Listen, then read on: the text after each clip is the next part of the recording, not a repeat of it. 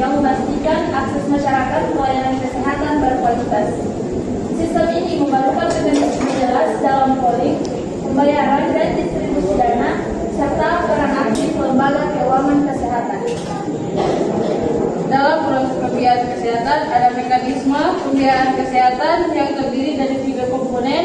Yang pertama ada pooling dana kesehatan, yang kedua ada pembayaran dalam sistem kesehatan, yang ketiga ada distribusi dana kesehatan. Selanjutnya pooling dana kesehatan. Pooling adalah proses pengumpulan dana dari berbagai sumber pembiayaan.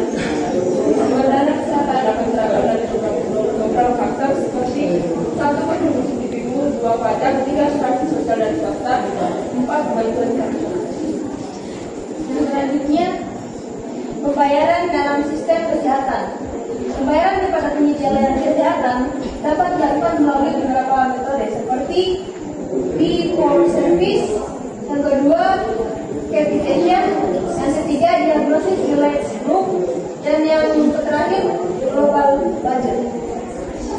Selanjutnya ada distribusi dana kesehatan.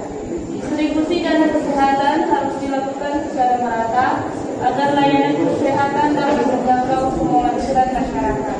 Prinsip utama distribusi dana meliputi yang pertama ada efisiensi, yang kedua ada equity atau keadilan, dan yang terakhir ada transparansi. Selanjutnya peran lembaga keuangan kesehatan. Beberapa lembaga yang berperan dalam pembiayaan kesehatan adalah pemerintah, asuransi kesehatan, dan lembaga keuangan dan donor internasional.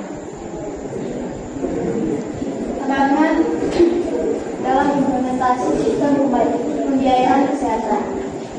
Meski sistem pembiayaan kesehatan telah berkembang, masih ada beberapa tantangan dalam implementasinya, antara lain yang pertama ketimpangan akses dan kualitas layanan, yang kedua keterbatasan anggaran dan pemborosan dana, dan yang terakhir tantangan regulasi dan kebijakan.